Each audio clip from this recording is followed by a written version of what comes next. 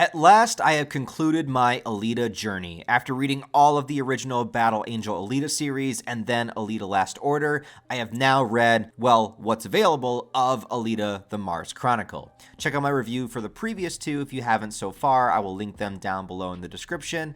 But I dove right into the third series, and supposedly this is the final installment of the Alita trilogy also. So I followed my man Arnold's greatest piece of advice, and I got my ass to Mars. Now this is the plan.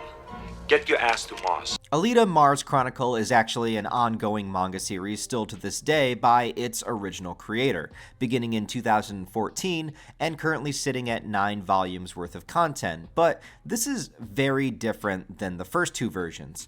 Though it does follow the promise that Alita was going to head to Mars by herself for some kind of mission that wasn't fully explained at the end of Last Order, well, she shows up, and one of my favorite things is that she shows up with this sentient gun creature that's attached to her shoulder.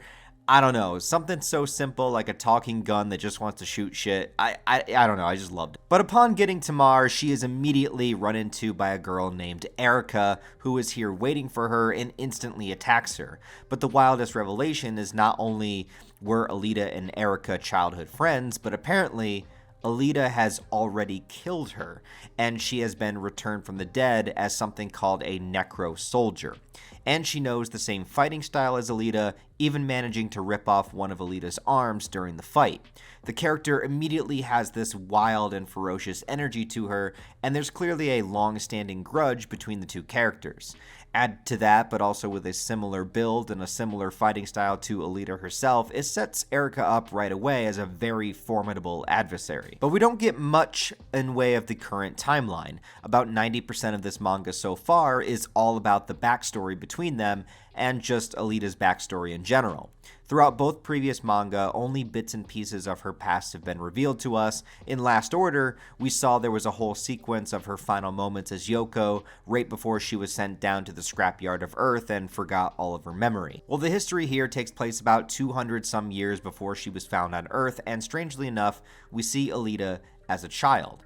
And at first I was really confused because she's a cyborg, so how was she ever a child that would have grown up? But when you think about it, only her brain is organic, so the brain does begin as a child, so it must have just been implanted into a childlike body to coincide with that. Child Alita, who is called Yoko at this time, because she wouldn't be named Alita until she arrives on Earth, but Yoko is a super adorable little character that lives in an orphanage on Mars with a bunch of other kids, in particular Erica, who also feels very protective over Yoko. She saves her from some bullies, and she very much acts like an older sister type. But the story gets rolling when reasons beyond the kids' comprehension bring a team of soldiers into the orphanage, and they do not care who they kill during their objective.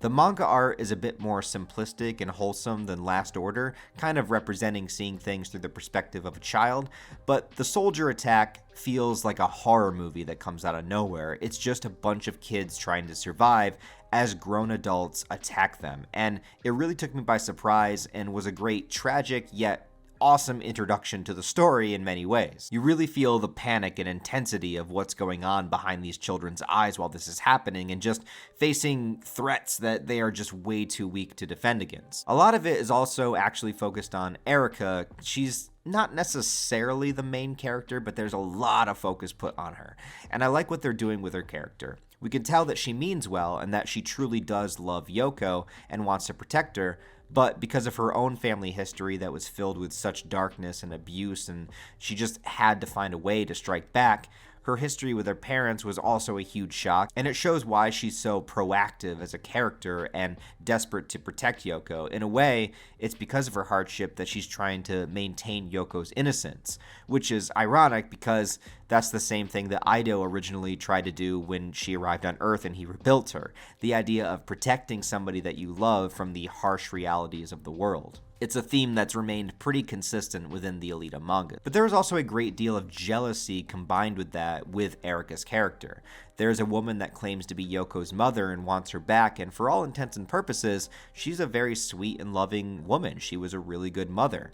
A love that Erica never had with her parents. And to make matters worse, Erica eventually gets kidnapped by this guy named Baron Muster, who looks like a freaking Fan of the Opera character and has to be an inspiration because he's got the cape and the mask to hide his disfigurement and everything. I got to imagine he was modeled after Fan of the Opera. At first, he only wants Erica because she's in possession of something that would lead him towards a treasure on Mars, but as the two get trapped together, he takes a liking to her after hearing her backstory and brings her on board to his team. And Muster, well, he has this whole revenge plot going on, but when his backstory is revealed, dear God, I kind of understand it. Look, I don't want to spoil too much in this video, but this guy got fucked up in his past. He got betrayed by a woman he was pining after. He got this incredibly messed up disease where you basically start growing other human faces all over your body. It's kind of like a cancer, but each one of the faces slowly begins to develop their own brain, which takes blood away from your organs and it slowly kills you. It's really messed up sci-fi disease. And while he had this disease, he was captured, locked up, and experimented on because of it. Not just him, but also his friends. He had to watch all of them get tortured, all of them get cut up, eventually die until he was the last one left, and then he was put through even harsher experiments, and he basically clinically died, and then when he was finally rescued by somebody, that somebody eventually betrayed him and tried to kill him again. So I kinda don't blame him for becoming as messed up as he got over time and wanting to enact revenge. The way it explains his torment and his momentary death is heartbreaking, it's disturbing, it's just painful. I get it, man.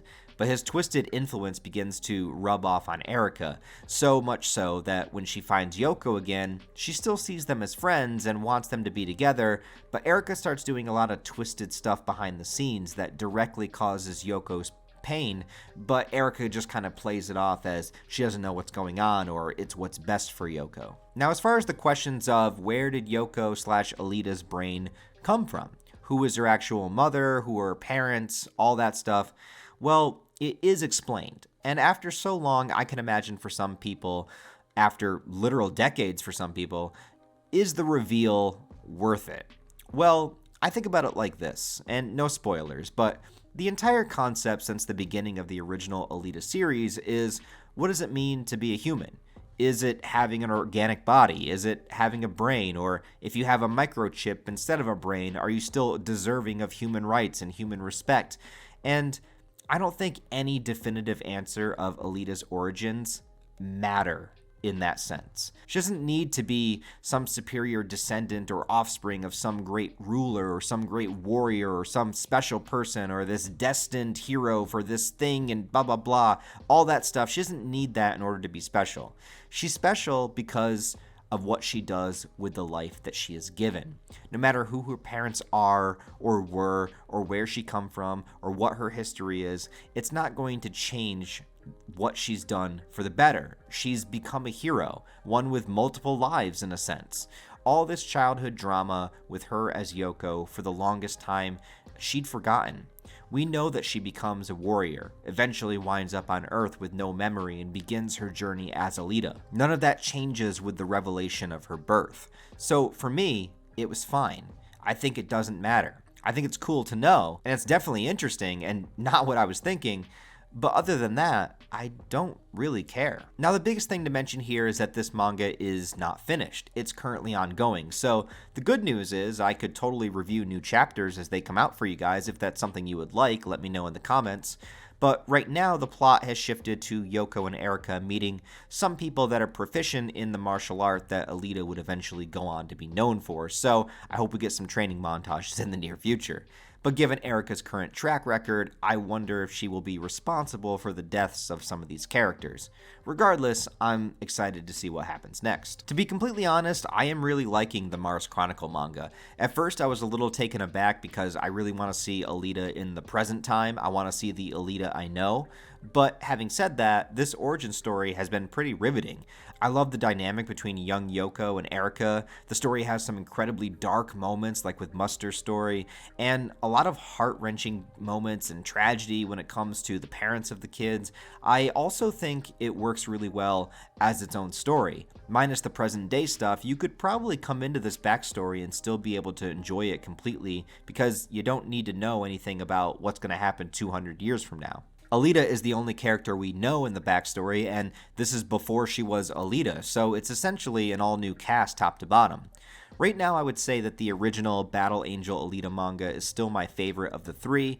Mars Chronicle hasn't had long enough to really rank yet, but if it keeps up the consistency that it's at and really sticks the landing when it eventually goes back to the present time, I could possibly put this above Last Order for me. But yeah, guys, making my way through the Alita manga was such a fun journey. Still definitely my favorite female manga protagonist that I've ever read at this point. So tell me what you guys think of Mars Chronicle, if you have read it or if you're caught up to it, or anything you want to say about it. Also, how does it rank for you? Are you enjoying the backstory and the inclusion of Erica? Give me the ranking of all three if you would like to. The Alita fandom has been super supportive and very inviting as I started making these videos, so I appreciate you guys a lot. Thanks for letting me join your fandom and just being supportive, man. I really appreciate it. Anyways, go ahead and like, comment, subscribe if you would like to. If not, that's cool. Do whatever you guys want to do. Links will be in the description for my Patreon, channel memberships, and merch store if you want to support the channel on a deeper level. And of course, all my social media links where you can follow me are also linked down below. Other than that, guys, I hope you have a wonderful rest of your day, and I'll talk to you next time.